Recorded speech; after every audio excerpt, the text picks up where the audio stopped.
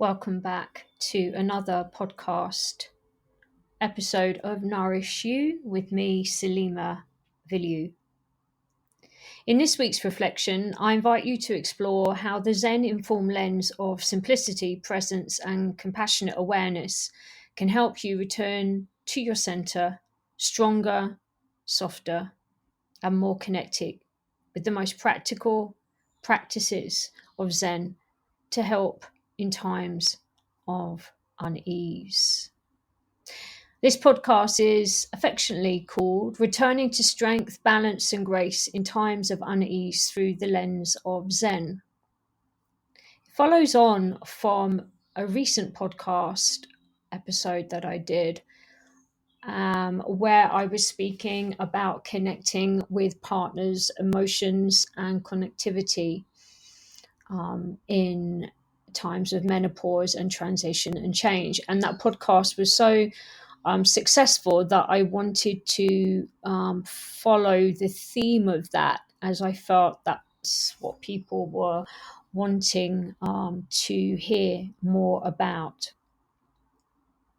This is my prayer to embody faith in myself above everything else. And that was a mantra that was on the Practice You deck cards by Elena, my mentor. And you'll see a picture of that on the post if you head over to Substack. So there comes a time in every season of life when we are called to return to ourselves for strength, to pause and to notice the subtle disturbances of change that are bubbling and emerging beneath the surface, and meet them not with resistance, but instead with curiosity, strength, and grace.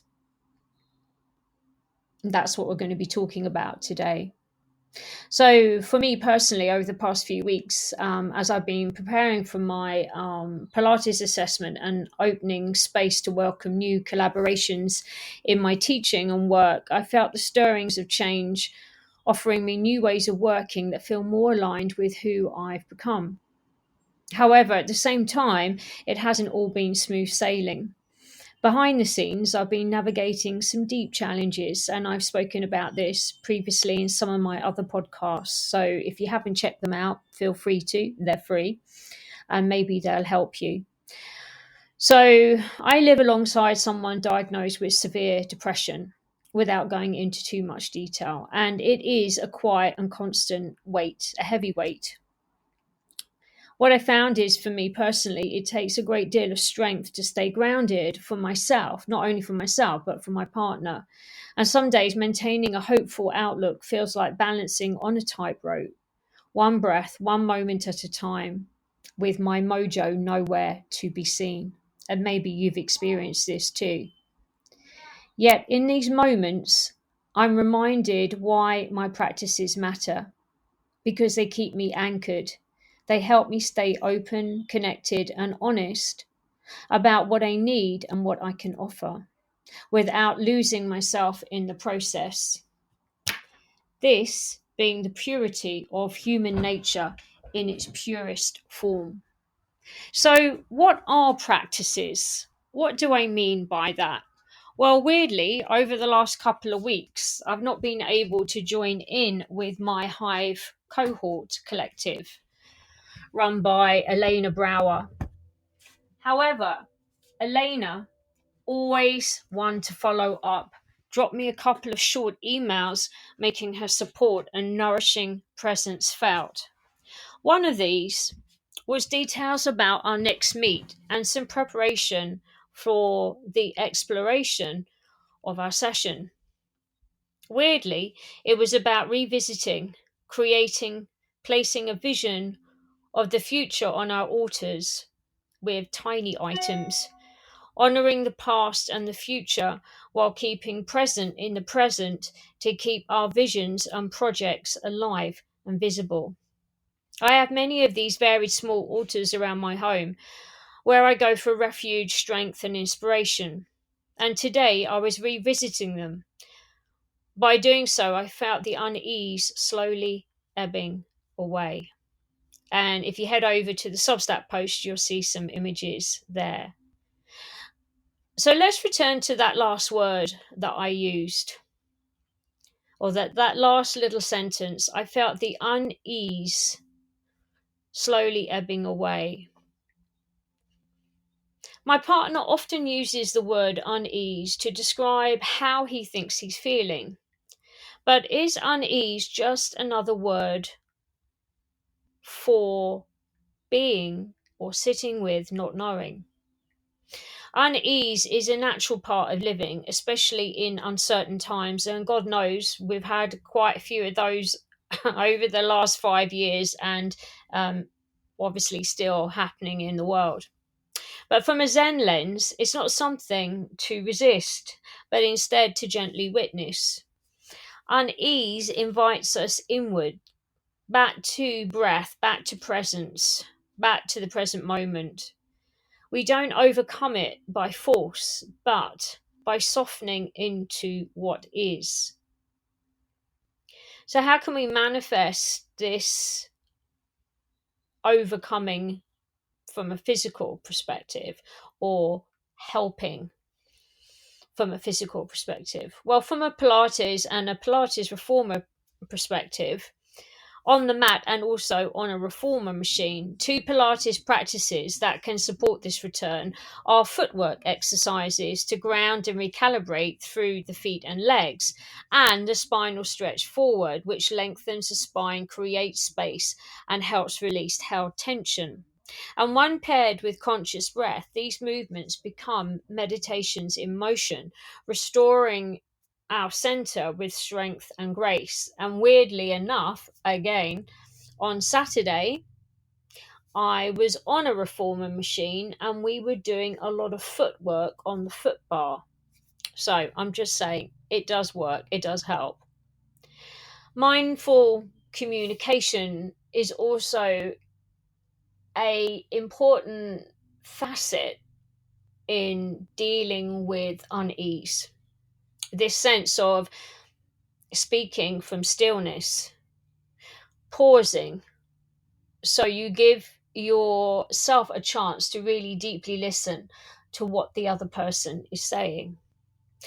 Because in moments of unease, our internal landscape often feels very noisy and heavy energy. So, practicing mindful communication can help us listen more deeply, first to ourselves and then to others. It invites us to pause before speaking so that we can check in with our body, breath, and emotional tone. And hopefully, then we can become less reactive, which I know is a lot harder than it seems. But I've been learning this highly important skill under the teachings and guidance of my mentor. Thank you, Elena Brower, so much for reminding me that less is more and that practice is where Zen truly resides. Zen teaches us that silence is not empty, it's full of possibility. When we communicate from stillness, we become less reactive and more rooted in truth. We begin to use words that honour both our experience and the space between us and others. This kind of presence fosters the connection. Not through performance, but instead, through authenticity. Especially when supporting someone living with depression, this type of mindful listening becomes an anchor because we hold space not to fix, but instead to witness, to offer our calm presence as a mirror of steadiness in the storm, not only for ourselves, but for the people that we care and love about. In relationships, this quiet attentiveness can often soften defensiveness and create space for honest expression. It fosters then a climate where partners feel safe to be vulnerable, where they're not putting on an act without fear of judgment or urgency to solve. But simplicity is just to be with. Honest boundaries, showing up with compassion without abandoning ourselves. This is so hard. If you're living with someone with depression, you know exactly what I'm talking about. So, unease and change often illuminates how much that we've been carrying emotionally, mentally, and physically. And saying no sometimes, or softly instigating no, can be an act of profound self respect. And that might mean just giving yourselves a bit of space from each other for a few hours. Nothing too harsh. Zen then invites us to return to the simplicity of knowing what is true in the moment. And not everything that calls for our energy deserves it because it's coming from us. We are the ones that are responding to the stimuli that's being presented to us. Honest boundaries then don't push people away, but they create the conditions for for sustainable closeness. And I know that sounds a bit contradictory in terms, but it's true. Giving each other a bit of space while also maintaining a support in that environment means that when we honor our limits, we honor our energy, our needs, and our evolving identities too. When living with or caring for someone navigating depression, clear and loving boundaries are essential because they allow us to show up with compassion without abandoning ourselves. In relationships, mutual respect for boundaries then creates a shared sense of security, a trust that each partner can care for their own energy or not while staying connected or not. It's tempting to withdraw when things get very difficult. Emotions then become like a roller coaster. But it's worth remembering that true strength lies in staying present with what is, without the urge or the need to fix or flee.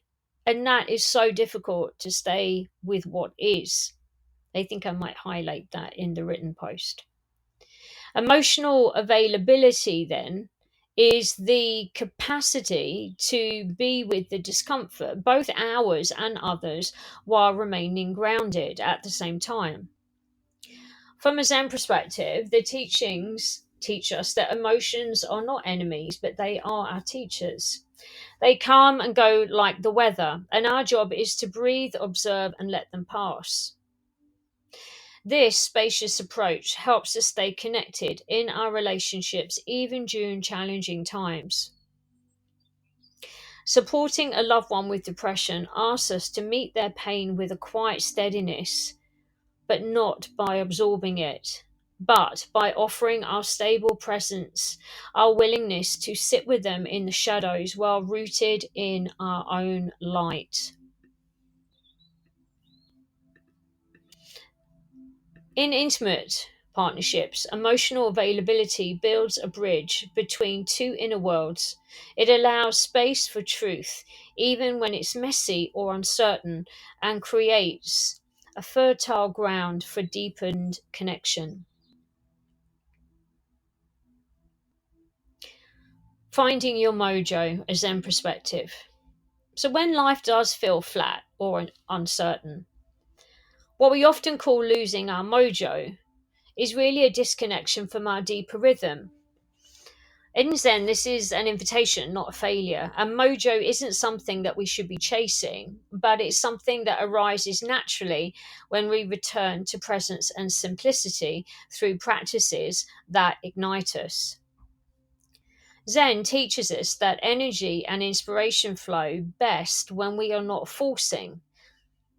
Your mojo is your breath, your body, and the moments you slow down enough to feel.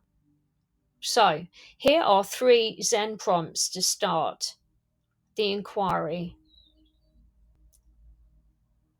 What brings me alive in this moment? Number one. Number two, what am I resisting? And number three, what am I longing for?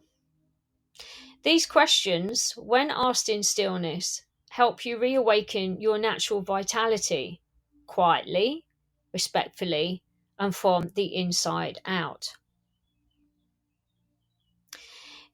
I'm going to give you a mudra for strength and grace, which is the mudra of unshakable trust. So interlace your fingers at the heart center, leave your thumbs extended and touching, and rest this gesture at your chest. Close your eyes and start to breathe deeply.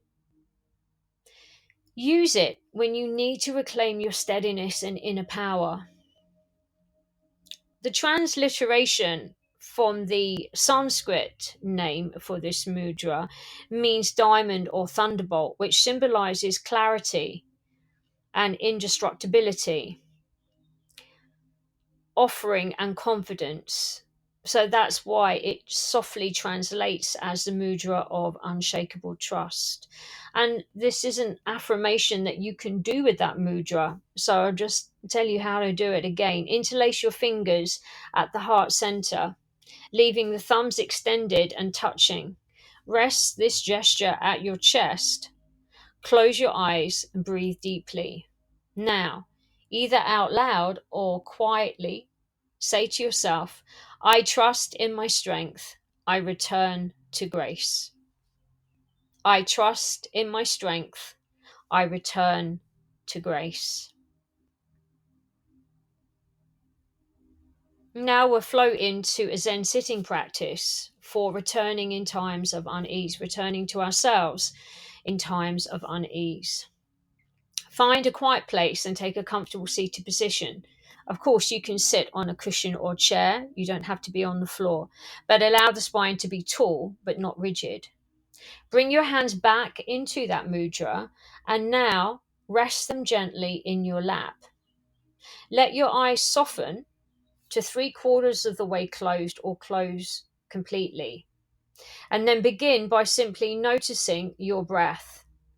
Allow the inhale to expand you and the exhale to ground you and draw you back in to your center. When thoughts arise, acknowledge them gently and then just return to the breath. Quiet simplicity. It's simplicity in action. Use this practice to anchor yourself in the now. Just 5 to 10 minutes a day can cultivate the strength and grace that you seek, not from the outside, but instead from your own centered presence. In Pilates, if you're a Pilates person, we call this area the powerhouse. If you're from the yoga tradition, it is the Manipura chakra, it is the fire center.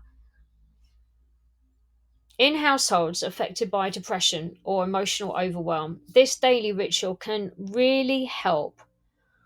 It can become a way to clear your own energy and reset compassion, fatigue, and reconnect with your inner resources.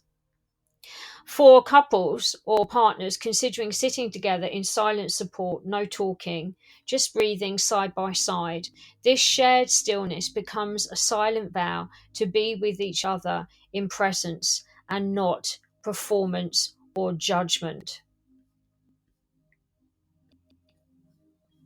Now, let's do a Zen relationship practice, referred to as a circle of presence. Sit across from your partner or loved one. Each of you places an object or candle in the center to symbolize your shared intention. And definitely set a timer on your phone for 5 minutes. In silence, softly gaze at one another, not staring, but instead just witnessing, just observing. Stay relaxed and breathe naturally. And if emotions arise and you feel the urge to let them go, let them flow. If laughter or tears come, honor them if you feel that you're strong enough to do that. When the timer ends, bow gently to each other. This circle of presence can cultivate intimacy without words, reminding you both that presence is the most sacred gift that we can offer, not only ourselves, but to those around us. To return to strength, balance, and grace is to come back to the truth of who we are. sensitive, resilient, and wise. And through mindful communication, honest boundaries, and emotional availability, we can strengthen not just our relationships with others, but also the relationship we have with ourselves. This is the art of living well, and this is the nourishment that lasts. Thank you for listening and sharing. And if you have any comments, please feel free to leave those.